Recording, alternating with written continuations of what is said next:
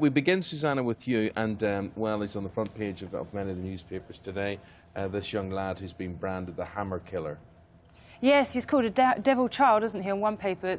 I was looking in the Times, though, because it talks at some length about how he's been watching, you know, obviously the soaps with their violent stories, the story of the hammer killing, and also others. And I was really struck by these lines here. It says that he'd showed emotional detachment and a lack of empathy and no remorse.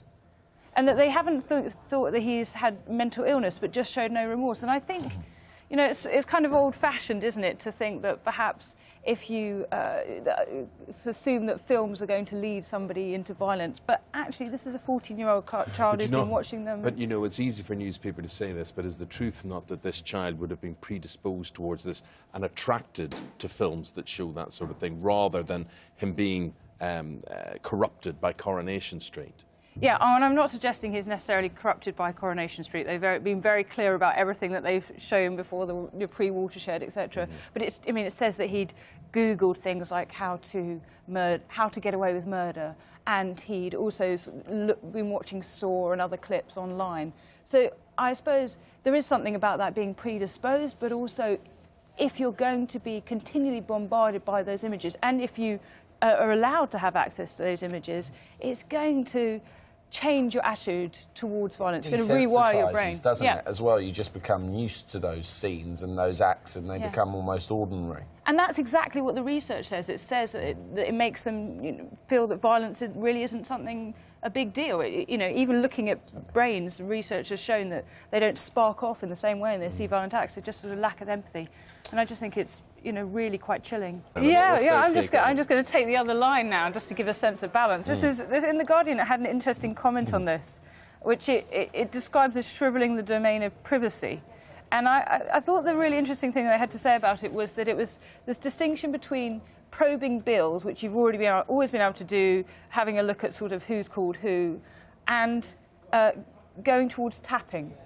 And this is what the distinction they made. And it says the old distinction between glancing at the records of calls and listening in is blurred when it comes to web searches, because, of course, actually, as we just heard about this boy typing in this horrific thing, how to get away with murder, actually you can find out a lot about a person, as Google knows, from what they type into their web searches. So in that, and also in terms of things like Skype calls, where you can actually listen in, it's not quite the same as not reading their texts or not reading their emails. And of course, an email subject gives away a lot. So I think it's a slippage between those two things. That's the interesting thing there. We go to The Guardian, and the story here, Suzannah, is about the commemoration, the services which are held to commemorate the 30 years after the Argentinian invasion of the Falklands. Yes, well, obviously this story is everywhere, and it's about Argentina's president saying that this is a leftover story from the 18th century. And that it's injustice, it's absurd, ridiculous, a colonial enclave. But it just seems to me that she's using history really badly, because the British have been in Argentina since 1833. To go back to talking about a time when Argentina, or the Spanish, not even Argentina, but the Spanish were there, so another colonial power, you need to go back to the end of the 18th century, beginning of the 19th century. The Spanish left in 1811.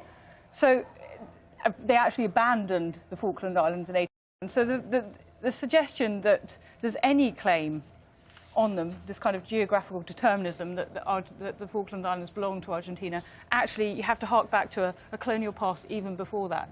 So it just seems like the use of history here is really quite shoddy, and as well as generally being a little bit ridiculous itself. Suzannah, we go to the Eye. Universities, a call for them to teach basic skills. What do we mean by basic skills? Reading and writing. Really? Reading and writing, and basic arithmetic. Because the problem is that people are coming up to university level and aren't prepared, and particularly it says in terms of critical thinking and academic writing, and it's the case because A-levels are preparing them more and more for these modules where they have to tick the boxes and give for and against. You're taught the test, or they're teaching the test. Yeah, and they're taught now to write very short essays. I mean, when I did A-level history quite a long time ago. You had to do 3 hours and 4 essays, and now they have to do, at least for part of it, an hour and 15 minutes. And they have to get a lot done during that time. They have to be capable, but they don't have to write at any length, and they're not required to think about things. And I think that's a real problem. How do they pass it if they can't spell? I think more and more spelling is Irrelevant. overlooked Spelling in isn't terms marked. of... No. Yeah, there's a spelling count. amnesty. Yeah, isn't as long there? as you can just get the ball over the net, you can be understood. It doesn't matter if it's... So actually, it's not really the exams that's the problem. It's the teaching that's led up to the exams, because... Well, you can understand that teachers would want to prepare their students to do as well as possible in the exams, especially because universities look at the grades they get. So the emphasis is more and more on... A good school will prepare those students for those exams. Susanna, 10 minutes ago, Charlotte made the outrageous claim, which will have her sent to the Tower, that the Queen is a vampire. Can you clear this up? Well, the Daily Mirror is giving us a whole load of crown-spiracy theories, that's what it calls them. And one of them is this extraordinary suggestion that the Queen is a vampire, and if anyone can explain this to me, that's why she always wears big hats. It says that she's related to Vlad the Impaler. The Windsors are descended from the 15th century Romanian warlord who inspired Bram Stoker's novel. Anyway, quite extraordinary. It also suggests that Wallace Simpson was a man and suffered from intersexuality, now known as a disorder of sexual development. So if you want your theories to be lively and weird today, this is where to look. So the Queen wears a big hat to disguise a massive vampire's head. Vampires don't have horns or anything, do they? You'd think that maybe it'd be something to do with her teeth, but no, it's her head, apparently. Well, and the fact that we see her out and about in daylight, you know. Oh, that rather spoils it, doesn't it? You just solved the whole Sorry. thing.